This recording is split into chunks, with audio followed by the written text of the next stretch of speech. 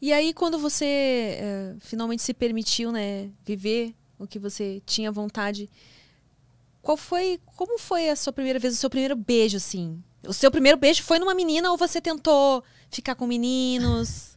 Meu primeiro beijo foi com a menina, mas eu tava na igreja. Inclusive, foi por causa disso que foi o caos inteiro, né? O caos internalizado, porque eu beijei... Eu era, sei lá, acho que eu era líder de célula, discipuladora, sei lá. Eu tinha uma função importante na igreja. Assim, de responsabilidade. Então, eu tinha que ser o exemplo, meu Deus. Eu tinha que ser o próprio Jesus Cristo. E aí, não tem como, né? Porque Jesus... E aí, eu beijei a menina lá, mano. Beijei a menina. Mas quem tomou a iniciativa? Culpada. Ah, foi uma coisa meio mútua, assim. É. Eu lembro que teve uma vez que eu quase beijei uma menina. E aí, eu quase beijei, eu nem cheguei a beijar. E eu fui pro pastor. Que nem padre no confessionário. Quase beijei, eu tô caindo na tentação, meu Deus. Ai. E morrendo, e ele falou que ia tirar a célula de mim, que eu nem ia mais não sei o que lá. E aí, ele falou... Só me explica que negócio de célula, hein? Ai, desculpa, a célula é tipo... Parece que tá falando num experimento, assim, um negócio assim. Desculpa, vou tirar a célula de você. Não, célula é um nome que se dá, eu acho que é muito cultural isso da minha cidade. Mas célula nada mais é do que uma reunião. É tipo, se for 3 pessoas aqui e for ter esse momento de, pô, vamos falar sobre o que o pastor falou lá no domingo. Vamos fazer essa comunhão aqui entre nós e falar sobre Jesus e sobre como ele é lindo e sobre... Pá, já é uma célula, tá ligado? Tá. Só que aí tem um líder. Só que aí tem um líder e eu era líder dessa célula. Então a gente tomava conta. Geralmente o líder é a pessoa que prega e... enfim, é meio que essa vibe. E aí ele falou que ia, tipo, quando você falou pra ele falou que ia tirar a sua célula. Só que foi uma coisa super... Não foi uma coisa... Vou tirar... Foi uma coisa super graciosa, na real. Foi tipo, pô... você tá arrependida? Tô, pastor, tô arrependida. Eu tinha quase beijado. Tô arrependida. Nossa, tô muito arrependida. Pô, meio aquela coisa, né? Vai, não peques mais. Mas, vai ter uma consequência. Eu acho que eu nem era líder de célula nessa época. Eu tava pra ser, eu era líder de treinamento. Aí ele falou assim, infelizmente não vai dar pra você... Enquanto você não conseguir resolver essa questão, vamos ter que dar um time. Vai demorar mais um pouquinho pra você conseguir assumir essa liderança. E pra mim fazia super sentido naquele contexto. Mano, fazia sentido lá. Você tinha quantos anos? Não lembro. Juro por Deus, não lembro. E aí, enfim, quase beijei. Só que eu comecei a ter vários conflitos, porque eu era tipo, acho que devia ter uns de 15 pra 16, alguma coisa assim. E aí eu fui, só que, mano, nessa idade, eu tava querendo, mano, dar uns beijos, tava querendo fazer umas coisas. E pra você ter uma noção, nessa igreja que eu frequentava, nossa, tô parecendo que a igreja é a pior igreja do mundo, né? Mas, pô, teve umas paradas legais. Não podia, tinha um negócio que chamava corte, que é aquela coisa do escolher e esperar. O que eu super respeito, quem quer fazer, acho da hora, esperar. Quem consegue, acho, inclusive, tá de parabéns. Realmente, é muito difícil esperar. Mas esse esperar é esperar até o primeiro beijo? No altar, pra beijar no altar. Sério? Então você namora a pessoa, você ora com a pessoa, você não namora a pessoa, você fica orando com a pessoa pra ver se ela é o escolhido, a escolhida de Deus pra sua vida. Era esse o contexto, assim. Hoje eu acho isso, com todo o respeito do mundo, assim, meio tosco. Essa coisa de, tipo assim, vou orar pra ver se essa pessoa é a escolhida de Deus pra mim, aí sim eu vou ver. Isso eu já não sei. Mas vai aí. E aí, nessa igreja, nem se eu estivesse me relacionando com um homem, eu poderia beijar essa pessoa. Então teve até uma época que eu me relacionei com um cara e pra mim era tudo. Porque eu não tinha vontade de beijar ele, eu não tinha vontade de beijar ele, eu não precisava beijar ele. Porque se beijasse, ia ser também uma parada meio errada, assim, né? E aí, era essa fita, assim. Daí eu quase beijei, aí eu me sentia super culpada e ficava lutando contra isso diariamente. Era uma parada que eu falava até que era meu espinho na carne. É meu espinho na carne, gostar de mulheres. Eu preciso vencer isso todos os dias. Nossa. Aí eu vou morrer sozinha, né? Porque não quero ficar com homens, então eu vou morrer sozinha.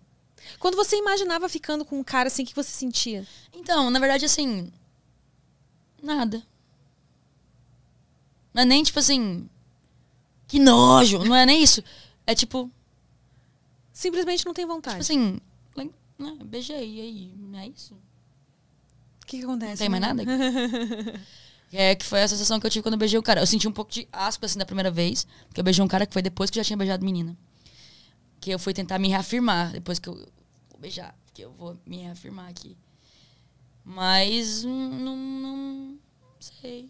Tipo, não me dá tesão, assim. Não tive ainda tesão, assim, com caras. Tipo, não descarta a possibilidade. Mano, sei lá, eu tava falando, tô tendo essa a vida mil e aposto, mas imagina, mano, um dia eu sinto vontade. Vai que. Mas nunca aconteceu de eu sentir tesão por um cara, assim, mas. Então, isso me coloca na caixa, sou lésbica. Mas, assim, eu quando não senti nada, tá ligado? Daí eu beijei essa menina, daí quando eu beijei de verdade, assim, que foi uma parada muito mais tensa. Porque eu me apaixonei e eu tava nesse contexto lá, ela também tava nesse contexto. Ela então era muito escondido, sim. E aí era um contexto muito bizarro, assim, era muito difícil de manter isso em segredo, era segredo de Estado. Eu não podia sonhar com ninguém, assim, sabendo disso. Mas acabou que quem descobriu foi nossas mães, né? Daí foi uma delícia. Minha mãe virou pra mim, assim, eu lembro que eu tava fazendo autoescola. Eu nunca vou esquecer desse dia. Ela chegou em mim e falou assim, no carro, me buscou no negócio. Você tá ficando com fulana de tal? Eu não sei. Quando me perguntam, assim, eu tenho muita dificuldade de mentir. Eu tenho muita dificuldade de mentir. E eu fiquei... Sim. Aí eu já não sabia mais o que Mas fazer. como que ela descobriu? Mãe e minha irmã, ela já tava ligada. Sua irmã te caguetou! Sim, mas é que ela... Mano, acho que não tinha nem como não saber. Era pra mim, assim, hoje olhando de fora... Muito óbvio, na real. Mas aí foi aí foi o processo de tenso, bem tenso mesmo, que tipo, comigo mesmo, de eu tentar vencer isso, eu já era líder de louvor, então toda vez que eu subia no palco, eu subia com muita culpa, eu ficava no púlpito, né? Eu ficava com muita culpa, era um sentimento terrível, eu falo, nossa, eu tô aqui, mas eu não tinha que estar aqui, eu vou pro inferno, meu Deus, eu tô aqui cantando pra essas pessoas, falando que eu sou de Deus, quando na verdade eu sou o próprio anticristo aqui, fazendo essas merdas. Olha o que passava pela minha cabeça. Mas aí, depois quando eu saí, foi tudo suave, né? Aí ficou suave. Aí eu nunca mais, mano, acho que eu nunca mais fui pra ele. Nunca mais pisei o pé. Quando eu falei... Aí foi esse processo tenso, né, da minha mãe e orar comigo e falar, em nome de Jesus, tira isso dela, isso o quê? Isso você vai vencer. E a gente chorava assim, eu vou vencer. E era uma agonia, uma coisa agonizante, aterrorizante, assim, que eu acho que Jesus olhando de cima fica assim, pelo amor de Deus, para com isso. Isso me dói, você sofrendo desse jeito. Eu fico, nossa, é meio pesado, assim, olhando assim de fora. E aí, teve um momento que, mano, me deu uma start, porque aí eu falei, eu já tava bem mais velha, eu já tava com 19 anos. Quando eu dei o meu primeiro beijo, eu já tinha... Acho que eu tinha 19 anos quando eu dei meu primeiro beijo. Porque eu tinha escolhido esperar. E aí, mano, eu caí na tentação, tá ligado? Aí... eu tinha escolhido esperar. Por isso que eu demorei tanto pra dar meu primeiro beijo. Juro. Daí depois, teve um momento que eu comecei já tava velha, eu falei, mano... E eu tava muito envolvida no Twitter, nesse fandom de Fifth Harmony, que era onde eu tava me sentindo confortável, onde eu via que era uma parada que já era mais aceita. Existem pessoas que pensam diferente e que elas não são monstros. Elas não são monstros, elas não são capetinhas andando por aí. Elas não vão me passar uma doença se eu ficar perto delas. Olha só. E, inclusive, estudando a própria Bíblia, vendo como Jesus era com as pessoas, com que eles se relacionavam. Bastante dessa parte, né? De como Jesus, que eles tanto... Era com as pessoas. Exato. E aí, mano... E aí eu fui tendo esses entendimentos mais profundos e criando... Eu fazia seminário pastoral, pra você ter uma noção. Agregava bastante informação ali, porque era uma parada de teologia, assim, quase. Mas eu era a pessoa que contestava, assim. Eu levantava a mão e falava, não concordo.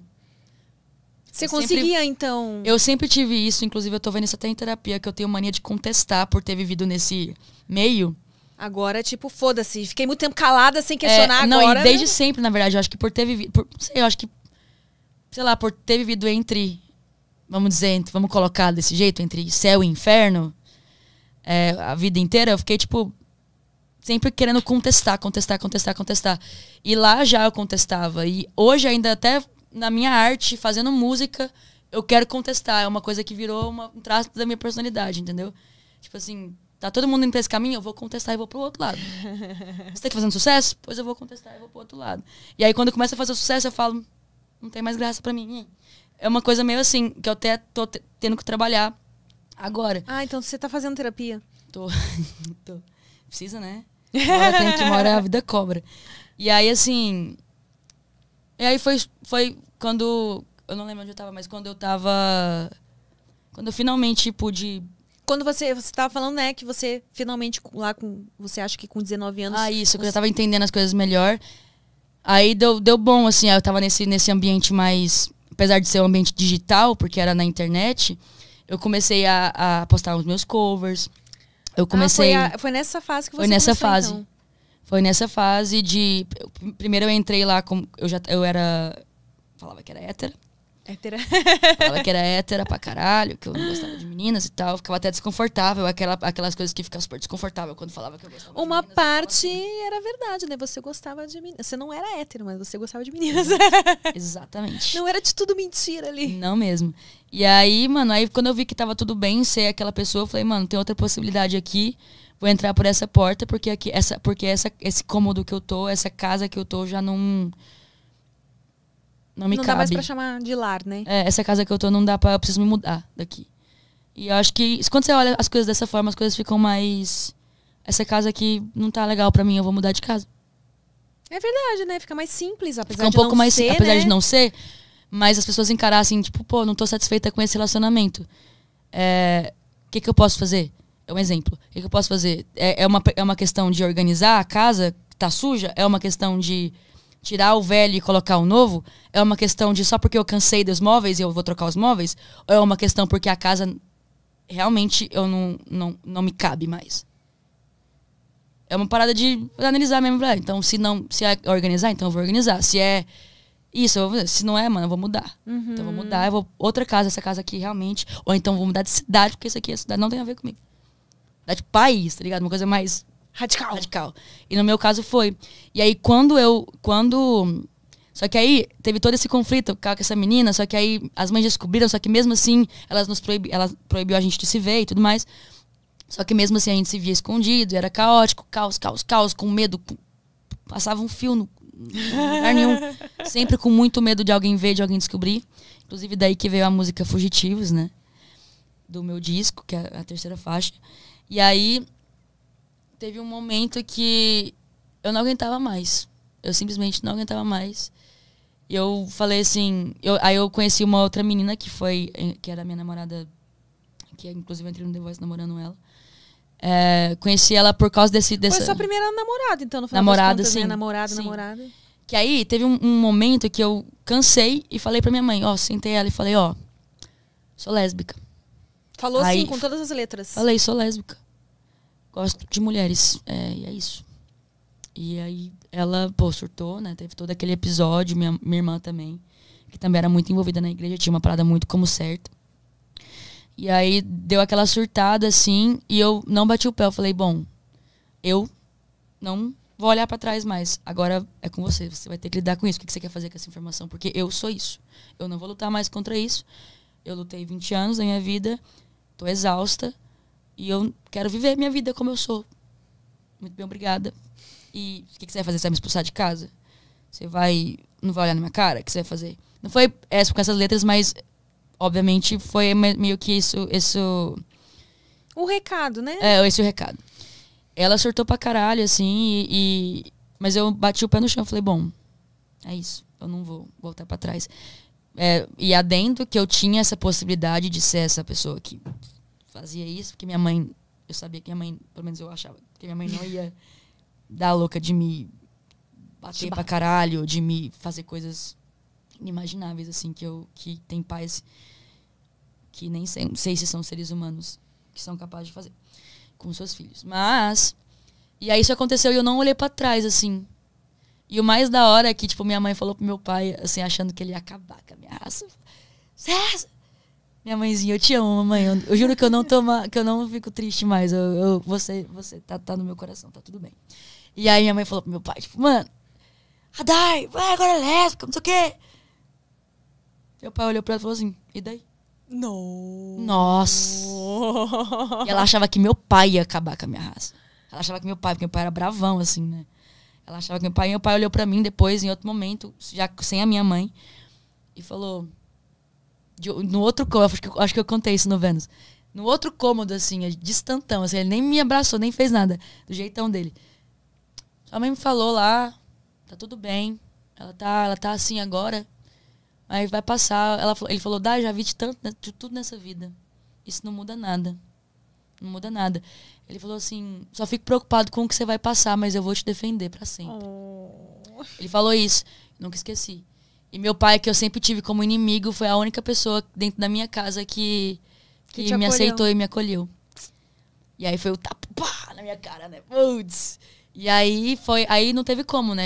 Aí, tipo, minha mãe teve que, como diz a Juliette, engolir com farinha o preconceito dela mesmo. Ixi, engoliu, porque aí era uma coisa que ela tinha que lidar dela, porque o preconceito era dela. A vida é minha, o preconceito é dela. Sim. E aí ela que tinha que lutar agora, porque eu já tinha lutado. A minha luta eu já tinha vencido. A minha luta, que era minha, de mais ninguém, eu tinha vencido. Agora, ela tava lá com o B.O. dela. Uhum. E ela passou por isso. Aí eu sempre conto, eu sempre gosto muito de contar isso, porque eu acho importante pra dar representatividade, né? Tipo, ela ligar a TV e ver a Gretchen falando na TV de como ela lidou com o Tami na época que ele se assumiu trans.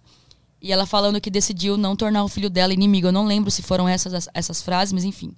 Minha mãe viu a Gretchen falando alguma mensagem desse tipo, olhou na TV, pensou, raciocinou, deixou aquilo entrar nela e falou, realmente. E aí foi ficando difícil, assim, ela foi tentando ir meio desconfortável, assim. Mas hoje em dia, nossa, minha mãezinha, coisa mais preciosa do mundo, assim. Tipo, tava agora aqui em São Paulo comigo, com a minha namorada. Ela mora lá em Goiânia ainda? Moro em Goiânia, a mãe é o amor da minha vida. E a gente se dá super bem, a gente tá mais próxima do que nunca. E ela me respeita, e ela me ama, a condição dela pra se relacionar com outras pessoas. A primeira coisa que ela já fala, ó, se for homofóbico, nem vem falar comigo. Olha, que grande mudança, hein? Filha, gata. Então, assim, realmente mudam, não manda né? voltas, galera. E é muito louco, assim. Então, essa é basicamente a minha história. Até esse ponto. Mas é bem isso que você falou, né? As pessoas, não só nessa questão, mas em qualquer outra da vida que a pessoa tenha muito receio do que vai acontecer.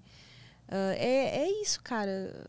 As pessoas têm que lidar com o B.O. delas, né? Você lide com o seu.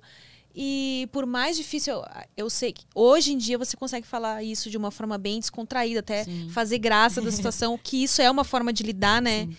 Mas a pessoa que está passando por um momento difícil, acho que tem que sempre imaginar o que de pior pode acontecer. E o que dentro disso tá na sua alçada.